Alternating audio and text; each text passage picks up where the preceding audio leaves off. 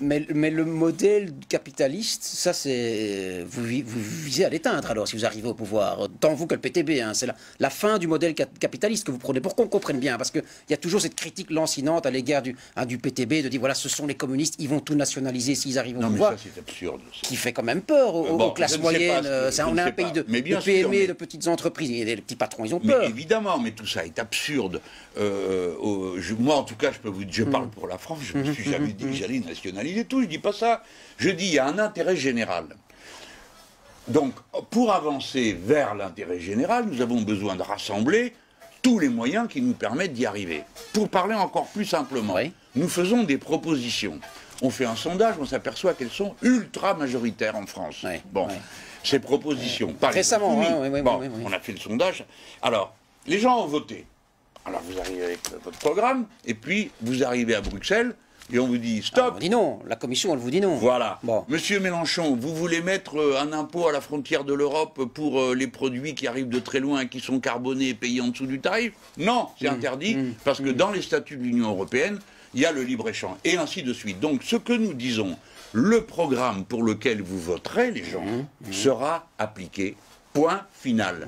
Et alors c'est ça qui fait qu'on nous considère comme des extrémistes, juste parce que nous disons que nous respecterons la démocratie. Vous respecterez votre programme, c'est ça. Là-dedans, il n'est pas regardez mon programme, nulle part il est écrit, on va tout nationaliser. C'est l'inverse que je dis aux classes moyennes sachantes. Qu'est-ce que vous leur dites? Parce qu'il y en a qui ont peur de pouvoir arriver au pouvoir. Comment ça? Il faut dire que les autres font ce qu'il faut pour leur faire peur. Les classes moyennes sachantes ou le petit patronat, je dis écoutez, nous, ce que nous vous offrons, c'est la visibilité sur le futur.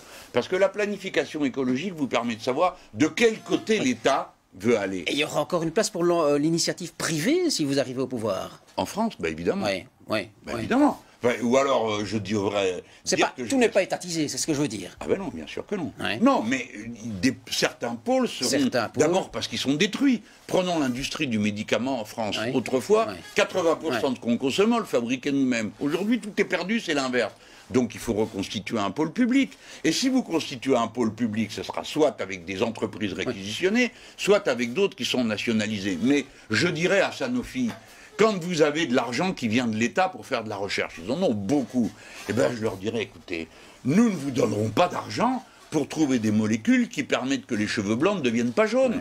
Nous vous donnerons de l'argent pour trouver des molécules qui guérissent, Donc, si vous voulez, donc certains pôles stratégiques seront étatisés ou encouragés ou nationalisés. Ici en Belgique, on parle de l'énergie, du nucléaire. Il y en a beaucoup. Il y en a le bancaire, la santé, l'énergie. Il y a des choses où il faut se dépêcher de devenir une propriété nationale. Je pense au bien commun. L'air et l'eau, ça peut... Aujourd'hui, à vous, vous êtes un homme jeune, ça peut vous paraître étrange. Pas du tout. Nationaliser l'air et l'eau revient à dire, si vous l'abîmez, vous le réparez. Pollueur-payeur, quoi. Oui, mais pas, pour qu'il y ait pollueur-payeur, il ne faut pas que ce soit une règle vague qui dit, écoutez, monsieur, vous avez le droit d'acheter des droits à polluer. Ou bien, écoutez, monsieur, bon, d'accord, vous polluez, mais si vous voulez bien nous planter une forêt quelque part ailleurs, on décarboner, c'est-à-dire le principe de la compensation. Il faut maintenant avoir une attitude un peu rigoureuse, qui suppose un État stratège, évidemment un État démocratique, parce que vous ne faites pas une bonne planification si vous n'êtes pas appuyé sur les collectivités locales et les... Mais pour ça, on peut vous rétorquer aussi que tout va se décider, tout doit se décider à l'échelon européen. Les frontières nationales n'ont plus vraiment, de sens. On va parler de l'Europe dans un instant. On fait une petite pause et puis on aborde ce volet-là.